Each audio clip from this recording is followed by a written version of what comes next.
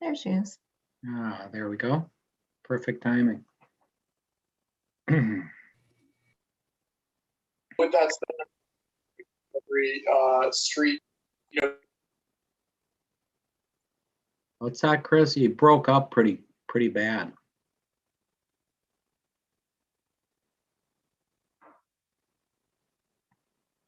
Uh-oh.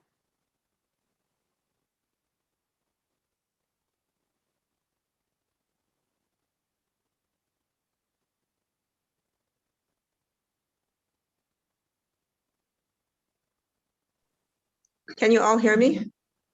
Yeah, I gotcha. Can hear you. Okay, looks like we got everybody, and I'm showing 6:01. So we will call the Plan Commission meeting of February 9th, 2021 to order. Roll call, please. Hannah here. Sullivan here. Grillo here. Lorick here. David here. Guzikowski here. Donnie here. Seifert here. Chandler here. Okay, that will get us to the meeting guidelines. Carrie, if you would, please read in the notice of video conferencing. The City of Oak Creek is authorized to hold this public meeting remotely during the COVID-19 public health emergency under the March 16th and March 20th advisories from the Office of Open Government and the Wisconsin Department of Justice. Per the advisories, this meeting being conducted via Zoom video conference with telephone conferencing capabilities was duly noticed per the City of Oak Creek Municipal Code and statutory notice requirements more than 24 hours in advance of the meeting. Members of the public have been advised of the options for participation via direct mailing to property owners within 300 feet of a proposal, via the COVID-19 information page on the city's website, via social media, and via the information contained on the meeting agenda. This meeting may also be viewed at the city's YouTube page, the link for which was contained in all aforementioned notice methods. The meeting recording will also be accessible on the city's YouTube page within 48 hours. Plan commissioners and participants are initially muted upon joining the meeting. Plan commissioners and staff have the ability to mute and unmute their microphones throughout the meeting. Please mute at all times except for roll call, motions, voting, and when recognized by the chair. Roll call and voting will occur per the usual and customary procedure, starting from Plan Commissioner seating positions south to north in the Common Council chambers. The chair will facilitate questions and comments by calling on each Plan Commissioner or by requesting the use of the raise hand function in the Zoom webinar control panel. Only speak once you have been recognized by the chair or moderator. Applicants, their representatives, and all other participants who wish to speak will be unmuted when there is a direct request for information from the Plan Commissioner staff, when the Plan Commission utilizes the raise hand function within the Zoom webinar control panel and the moderator verbally indicates that they are unmuted, when a phone participant dials *9 to indicate that they wish to speak and the moderator verbally indicates that their line is open. When unmuted, all participants must state their name and address for the record, then proceed with comments or questions. Questions and comments may also be entered into the Q&A function within the Zoom webinar control panel. Staff and/or the moderator will monitor this function during the meeting and provide the information requested. There shall be no private messages or side conversations during the meeting utilizing the chat or Q&A functions. Chat and Q&A messages are part of the public record. Mr. Mayor. Thank you, Carrie. And that will get us to significant common council actions. Once again, Carrie, would you like to read those?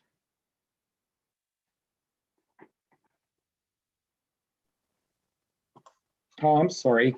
Approval of minutes. I overjumped it.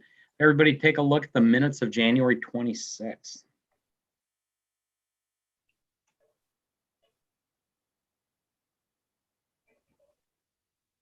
A little bit lengthy.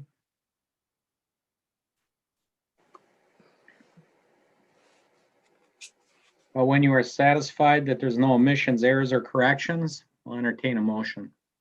Seifert moves to approve the minutes of January 26, 2021. Guzikowski will second. Roll call. Hannah, aye. Sullivan, aye. Grillo, aye. Lorick, aye. Kavich, aye. Guzikowski, aye. Donnie, aye. Seifert, aye. Chandler, aye. Thank you. That will get us to significant common council actions. And Carrie, would you please? Council approved the following: a resolution approving a minor land division or certified survey map submitted by Jacob Otters, Lakeshore Veterinary Real Estate OC LLC, for the properties at 9430 and 9472 South 27th Street. They also held action on a resolution vacating and discontinuing a part of a public street in the city of Oak Creek, which is the 60-foot wide public street in the southeast quarter and southwest quarter of the northwest quarter of Section 18, until after the required public hearing is scheduled for March 16th, 2021. Mr. Mayor. Thank you, Carrie. We have one item tonight under new business. That is item 5A, and it is consideration of a conditional use permit submitted by Dave Doro, Oak Creek Holding, OC Holdings, LLC, for a conditional use permit for outdoor storage in the property at 10001 South Hull Avenue. So, Carrie.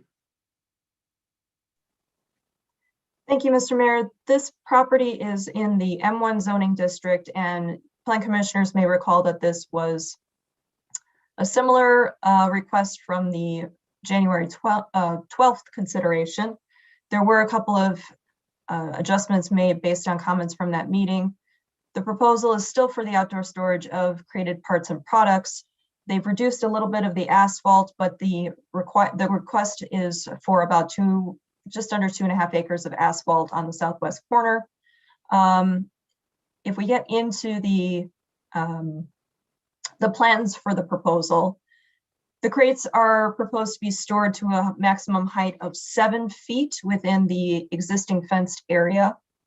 They have added a few additional details for that crate storage area, including the stripe areas where those crates will be allowed to be stored.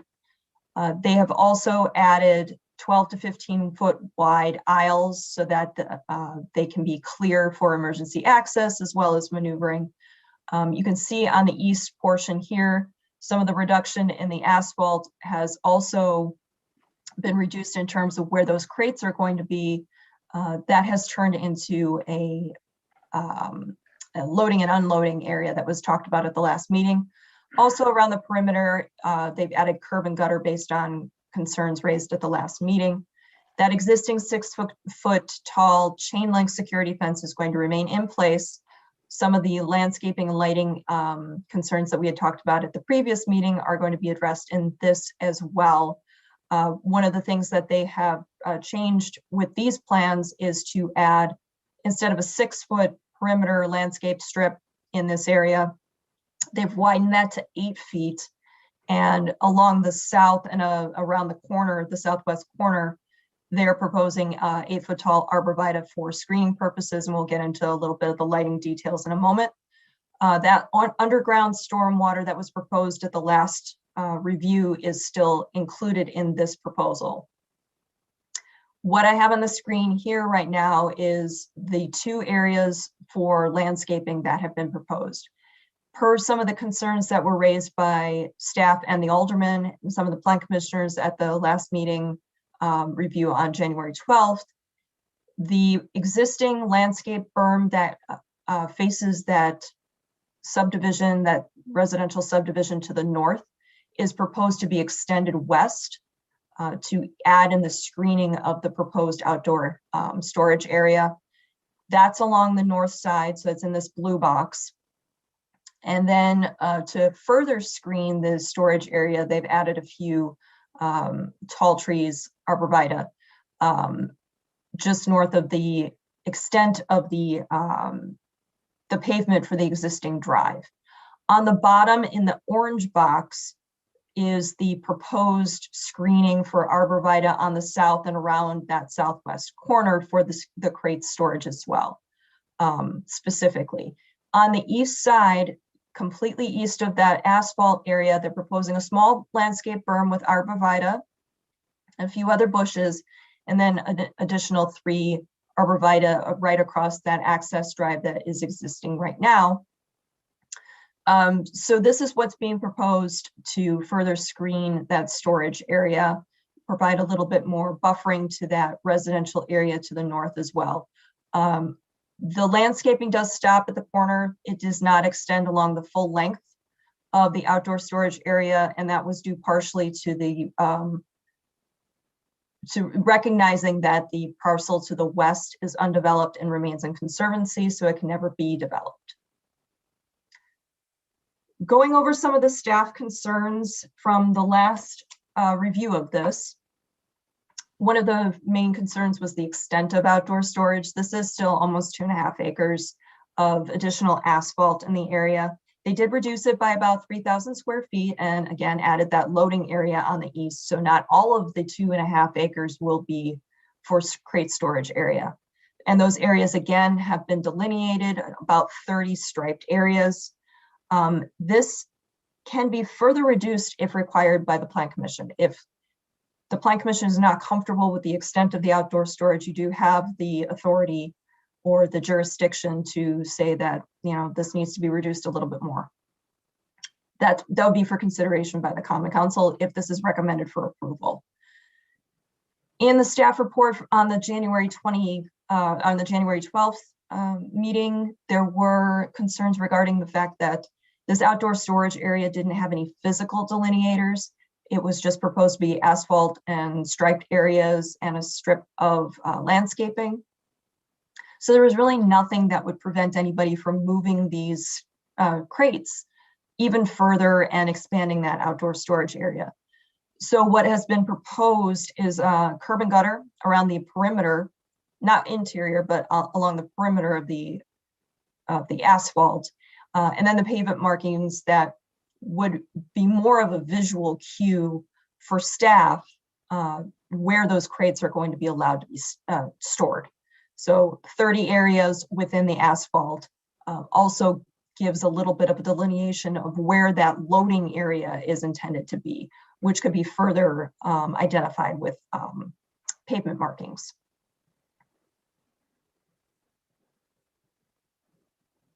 There were no details that were provided at until the last meeting regarding what was to be stored in the crates, but we did discuss that. There are no concerns as long as there are no hazardous materials. Further restrictions in terms of what can be stored outside would be in the conditions and restrictions if recommended for approval. The crates are no longer proposed to be stacked above the height of the fence without screening. That was one of the concerns raised. So the proposal includes arborvitae to be planted at a minimum height of 8 feet within the 6-foot perimeter fence area. And then the crates would be stacked or would be no taller than 7 feet. Just as a reminder, staff does not support the stacking of crates above any screening. One other item to note on the landscape plans, the striped areas are not indicated, so that would be something that would be required for the landscape plans to include those striped and curved areas so that all plans match. And then we talked about the extension of the berm to the north and the addition of a berm on the east for screening purposes and the addition of 8-foot tall installed arborvitae.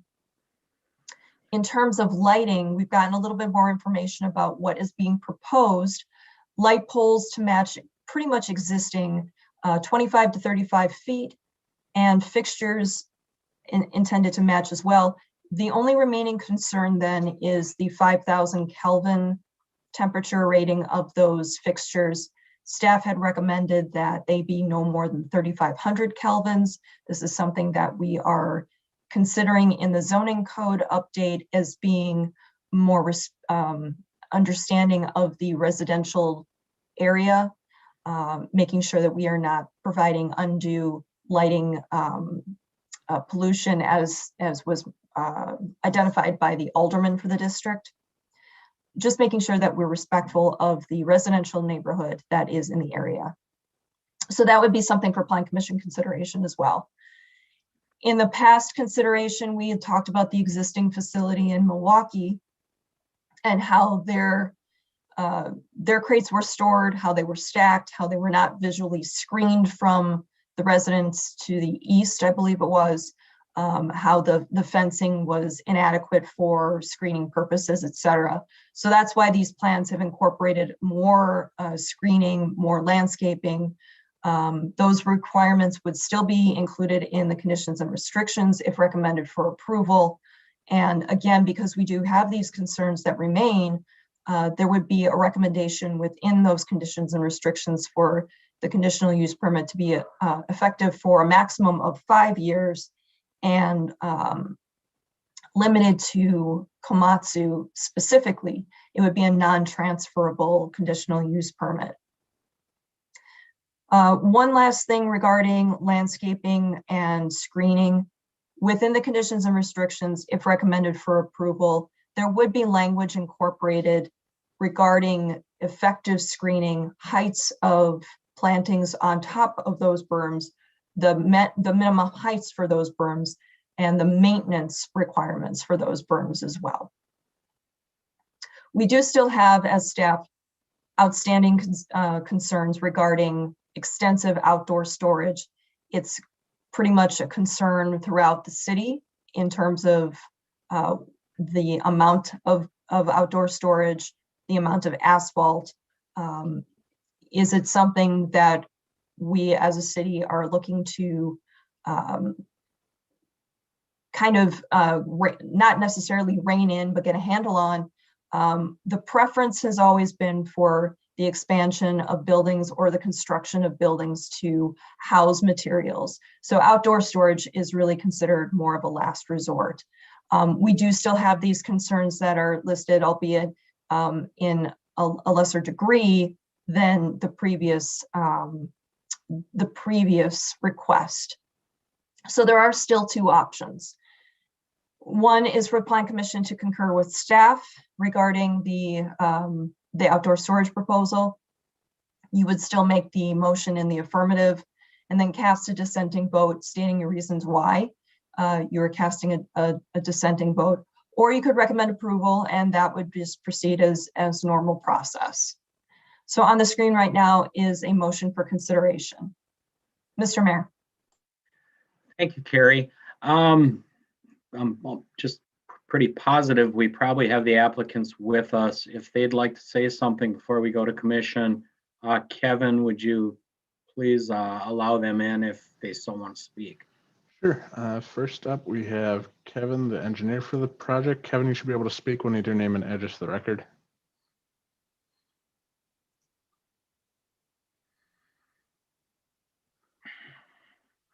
You might have to unmute yourself as well, Kevin. Sorry about that. Thank you, commissioners. My name is Kevin Risch, the project engineer, 8308 47th Avenue, Kenosha, Wisconsin, 53142. I'd just like to say a few things. I won't go into the detail like I did the last time. I think Carrie did an outstanding job of explaining all the changes that we made since our last discussion. We did hear you quite clearly at the last Plan Commission meeting back on the 12th, and we did have some internal and external discussions regarding some of the concerns that the alderman brought forth, as well as you guys on the last meeting. And as Carrie alluded to, we did add the berm extension on the northwest corner next to the residential area, and we're looking to extend that berm as close to that fence as allowable. And if need be, if we needed to raise that fence up even to get that berm closer, we certainly are willing to do so. As Carrie alluded to, we're looking to plant arborvitaes along the fence. She had mentioned arborvitaes elsewhere, but primarily the arborvitaes were going to be stacked along the perimeter of the fence on the south side, the southwest corner, as well as the northwest corner by the residential area. The plant height, where the owner is willing to spend a little bit more money, but we're looking to use arborvitaes that start out between 7 and 8 feet at plant. Mature will approach 20 to 30 feet in height. So that's certainly going to create a nice little a wall along those property lines to kind of shelter, the look. in that blue area right there. The arborvitaes will be next to the fence there, the smaller dots that's in that drawing. The larger dots that are there, those are Colorado spruces. Again, those will start out at 10 feet in height and grow up to 20 to 30 feet at mature, as well as those trees that are closer to the paved area. Specifically along the south side, the little dots are all the arborvitaes, and then along the east side of that parking lot, that's going to be Colorado spruces along on top of that berm. So we did hear you with the the screening that we were proposing in the fence and the concerns with the plastic breaking down. So we did something that's going to be a little bit more permanent. In addition, we're still looking for the stormwater detention. We're not quite sure if that's going underground yet, but I need to work out the details with that between Carrie and engineering as to how we're going to do the storage once we get into the full design for that. Something I just want to note that the owner as well as the tenant, we fully are aware that this conditional use runs with the current tenant, and if they so choose to leave, then this conditional use permit will terminate.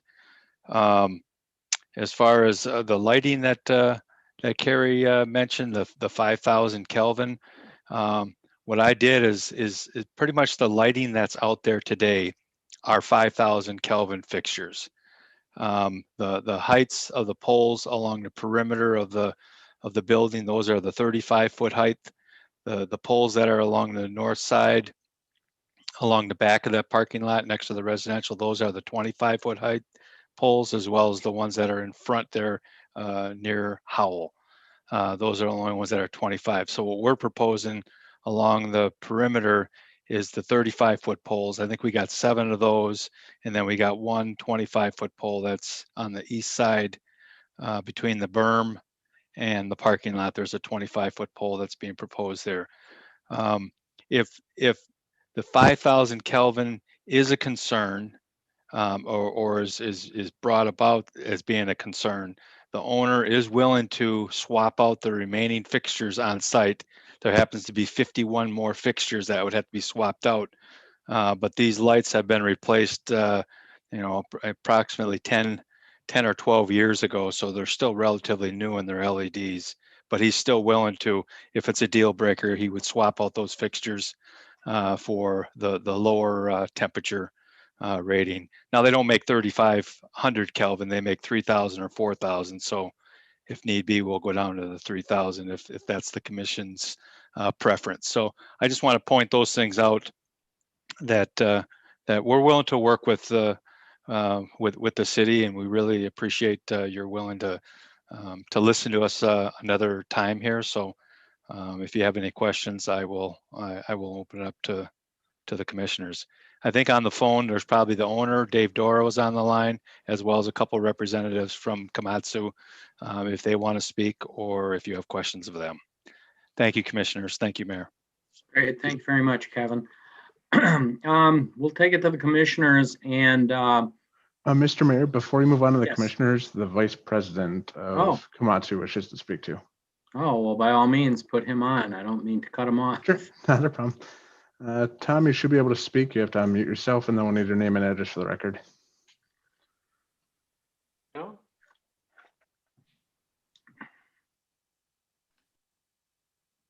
Go ahead, Tom. You can hear me? Yep. Okay. My name Tom Brunner. I live out in Pewaukee at N38 W23344 Broken Hill Circle South. I am the Vice President of Manufacturing and Distribution for the mining division of Komatsu. Over the past several years since we've already been in this facility, I think we've shown just through past practice our concern about how the facility looks, and as far as how it's maintained over the course again since we've been tenants in this property. I just want to make sure and assure everyone, our dedication to continue, if not the current level of standard of appearance, really we want to take it beyond that and continue to improve. As many of you are aware, We've got a very large investment that's going on down at the lakefront. That is going to be an absolutely just an amazing facility for the Milwaukee area and the surrounding suburbs. You know, with this opportunity we've got, you know, we're taking some of the workload that's currently being done at the National Avenue facility and shifting it over to Oak Creek. So again, from a standpoint of utilizing that facility and taking that facility to another level of performance, and obviously the workload brings added employees into the community there as well. So again, I'm really here more open for questions and support. But at the end of the day, you know, we represent the executive leadership team at Komatsu.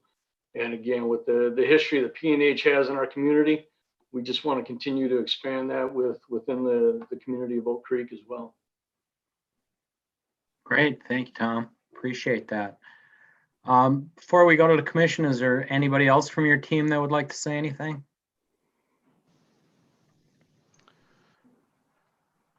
Nobody else is raising their hand, Mr. Mayor. Okay, thank you. Then I guess we'll go to the commission, and I'll ask Christine if you'd like to lead us off. Do you have any questions, comments, concerns? No, I don't have any question from what I saw so far. Thank you. Okay. Matt? I guess the only question that I would have is if we do approve this conditional use and go to conditions and restrictions, I guess this is more of a question for Carrie. Can we require the removal of the pavement, the additional pavement, if Komatsu so chooses to get out of the lease and move on? Is that part of a condition that could be put in there? Just a question. That's it. Matt, I think that we may be able to try and wordsmith something to address that concern, such that there would be, yes, there would be language that we can incorporate regarding not necessarily remediation. That's not the word I'm searching for here, but restoration of the property if that use is discontinued. We can certainly wordsmith something in the conditions and restrictions. Okay, I think that would go a long way with a lot of the staff, some of their concerns. You know, I understand the process that Komatsu is going through and appreciate their effort in addressing a lot of the concerns. And I just think, you know, a minor maybe detail of that nature probably would go a long ways with staff. Thank you. That's it, Mayor. Okay, thank you, Matt. Dawn? I have no questions at this time. Okay, Greg? I don't have any additional questions. I appreciate staff's work so far. It sounds like they addressed quite a bit of the concerns that we had brought up at the last meeting. So I'm okay with it at this point, I think. Okay, thank you, Greg. Chris? Thanks, Mayor. I just want to say thanks to both the staff and the Komatsu team for the hard work they've done on here and heard what we had to say. I would say my only concern is, you know, on the light pollution part of it, and if there's any way they could consider, you know, going down to, you know, to the 3,000 Kelvin watts, that I would be more in favor of that, just because, again, we know how much light comes off of another neighboring property over there with the FedEx. So that's just one concern with the light, but otherwise, this is really a great project, and I want to see, do whatever we can do to make it work here. So thanks for bringing it back, and I wish success here. Great. Thank you. Don?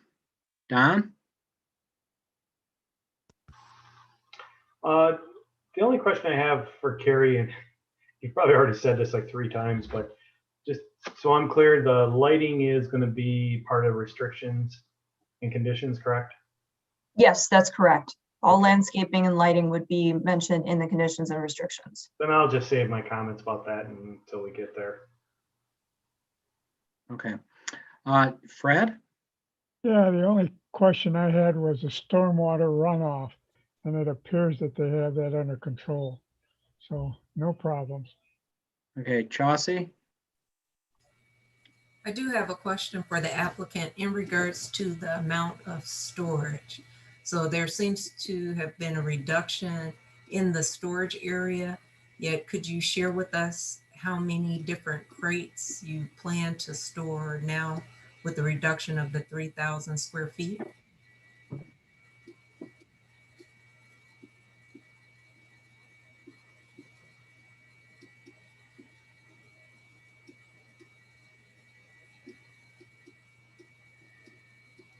All right, it looks like Chris is wishing to speak on that. Chris will need your name and address for the record, and you should be able to unmute yourself.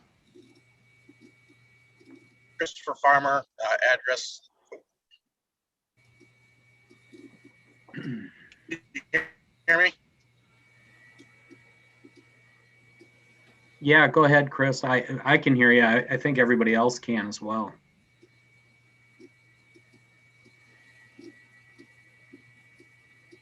You with us, Chris? It looks like there you go. Now you should be able to speak, Yes. Chris. Okay. Chris Farmer, address 2437 Mariah Lane, Oconomowoc, Wisconsin, 53066. To answer the question that was just raised regarding the number of crates, it's a continuous flow. If I had to place an estimate on it based off of some of the analysis we've done over at the National Avenue site, that number could flow based off of volumes, when shelvers are selling, aftermarket volumes, things along those lines, probably anywhere between that 2 and probably 350 to 400. To be quite full transparency, the fact that it was represented previously as crates being all the way up to that space to the east was incorrectly represented. And so that's why we reeled that back is we just wanted to make sure we had an accurate representation of where the crates were. And again, the level of crating that you see there, I don't even believe will exceed or get to that level based off of the amount of throughfare we're going to need to move trucks through there, safely. So I think that's, again, an overestimation essentially of the total amount of crates that'll be on site at any given time. But also understand that, that number is going to vary. It's just going to be based off the market conditions, shovel sales, things along those lines, with the intent that, that things are going to be moving. I hope that answers the question. Yes, it does. Thank you. And then another question that I have was in regards to the screening, the arborvitae trees. So am I understanding it correctly? They will be around the crates on the inside of the fence? That is correct. So they will be on the interior of the ID of the fence line, essentially skirting the crates to the exterior, where they're represented on the overview or on the layout. And the trees will be at minimum or starting at 8 feet, yet the crates will be no higher than 7 feet? That is correct. And so what kind of markers would you have in place to identify the tallest height that's acceptable so that they don't get any higher than the 7 feet? We haven't identified that there'll be markers. I don't know if Kevin can speak intelligently to that. I mean, we're just going to be going off of the screening restrictions, right? If the arborvitaes are at 7 feet, then that becomes the level without stacking. However, to my understanding, those trees, they get as high as, what did one say? Is that 30 feet? Yeah, 20 to 30 feet. Yeah, so you're saying you're going to stack crates as tall as those trees grow? Am I understanding that correctly? No, the restrictions are still going to be the 7 feet that Carrie alluded to. That's what's going to be written in the restrictions and covenants. And then I just want to touch upon some of that reduction in pavement was due to the planting of all these arborvitaes. We needed more space along the ground, so we reduced or we increased that area between the fence and the parking area from 6 feet to 8 feet. So that took away some of that hard surface. And then the trees themselves, we're planting them close enough so when they start reaching maturity, they're gonna tie into one another, so they'll grow into it almost like a hedge. But the restriction's still going to be that 7 feet that'll be in the restrictions. Okay, thank you. Got it. Before I comment, Assistant Chief Havey, any comments, any concerns from fire?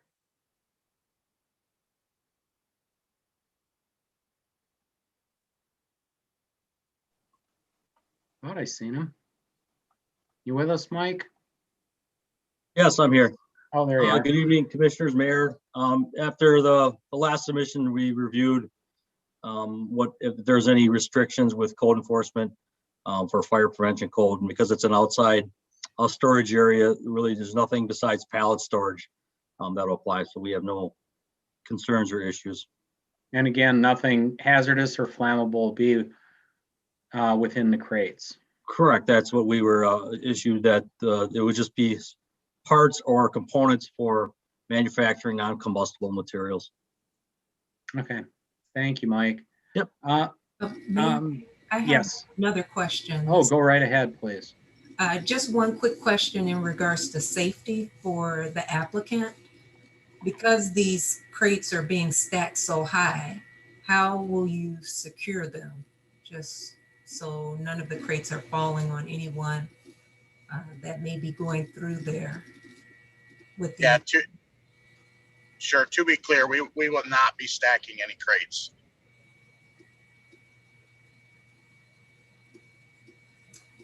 If I may just speak for a moment here too. First, I'll just touch on the topic of safety.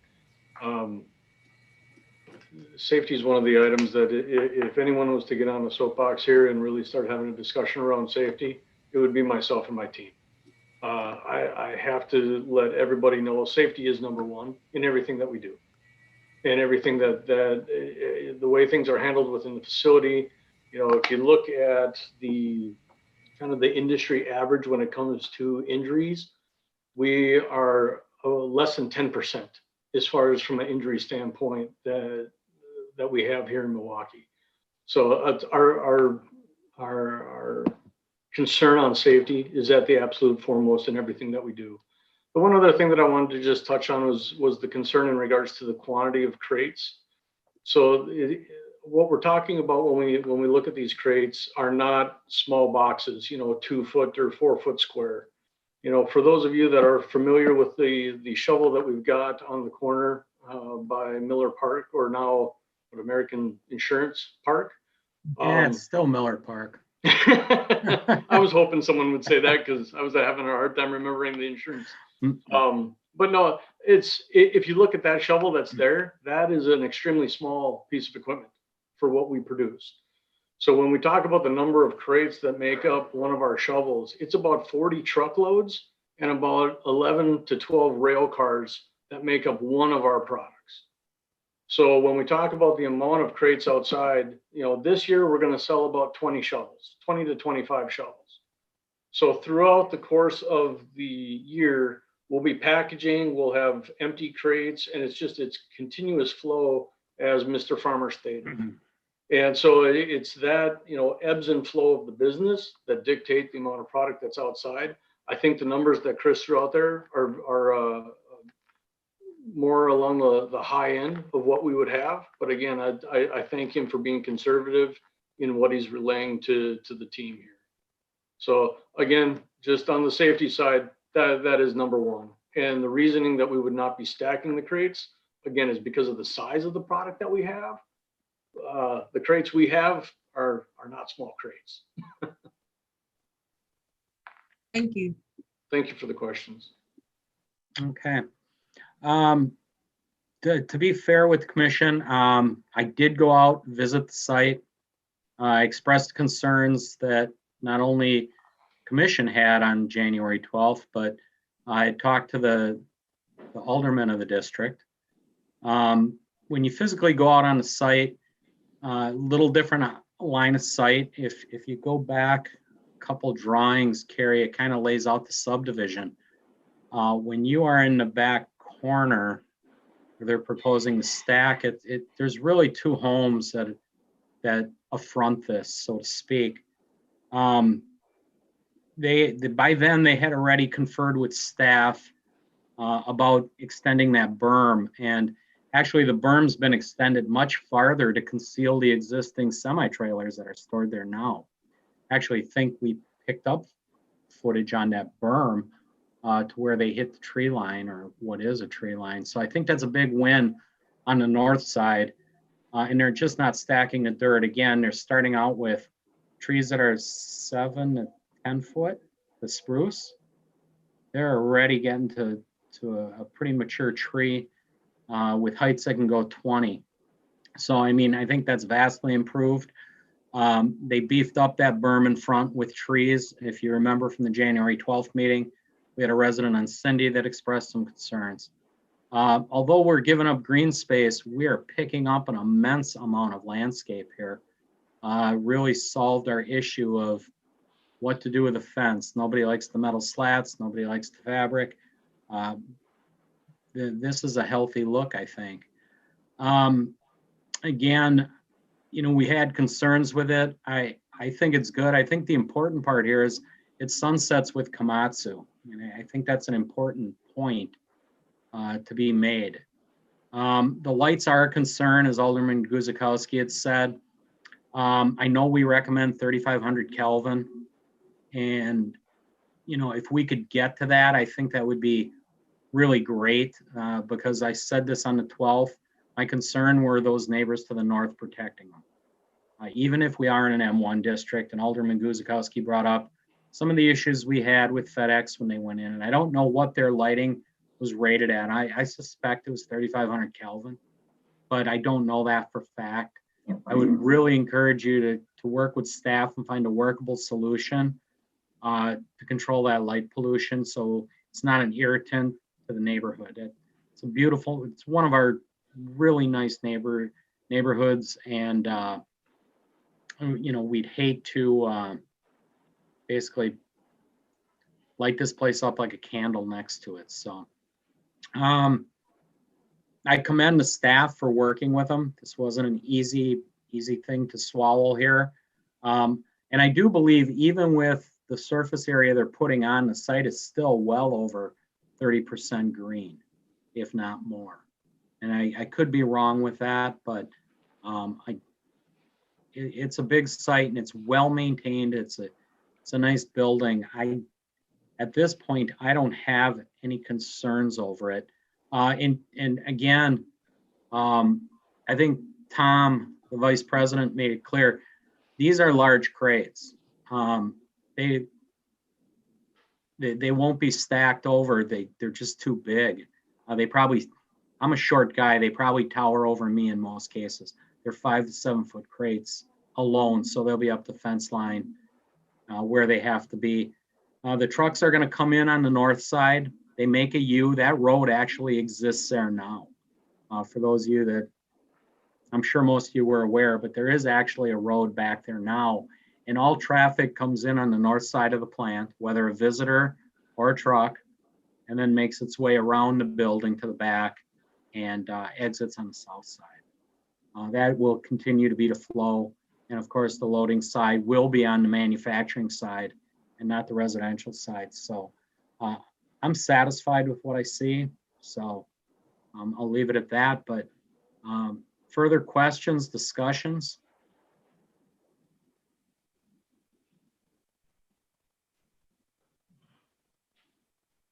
Okay. Seeing none, we'll move for a motion.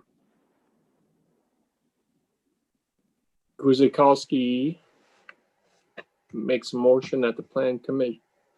There we go. Guzikowski makes a motion that the plan commission recommends that the common council approves a conditional use permit, outdoor storage and materials on the property at 10001 South Howell Avenue after a public hearing and subject to conditions and restrictions that will be prepared for the commission review at the next meeting, February 23rd, 2021. Before we take the vote, Carrie, I do have a question. Don brought it up. The lights and the landscape will be in the conditions and restrictions. Will you continue to work with Komatsu over Matt's recommendation about, I don't know what the proper word is on the. It'd be restoration. Thank you. Is that in conditions and restrictions also? Yes, it would be. Okay, thank you. Thank you. We'll look for a second. Seifert seconds. Fred second. Roll call, please. Hannah, no. Sullivan, I. Grillo, I. Lorik, aye. Kavich, aye. Guzekowski, aye. Ladani, aye. Seifert, aye. Chandler, no. Okay, two no's, the rest went. Motion will carry. So, again, thank you guys for coming back. Continue to work with the staff as we head to conditions and restrictions. And work out the issues we talked about. We've narrowed that list to the lighting, restoration, and I don't know what the third one was. Anyways, okay. We'll carry on. That will just get us to adjournment. We had the one item. So I want to thank Kevin. I want to thank the staff, Carrie, Matt, all the engineering staff, and everybody, Doug, that worked on this. Appreciate it. Does anybody have anything before we adjourn? Any good news? Anything happy to report? I would throw out there that if people are interested, I'm having a fundraiser. Go for Goosey's 5K Hunt for a Cure. And you can sign up for a 5K walk run. That's going to be held at Lake Vista on May 23rd.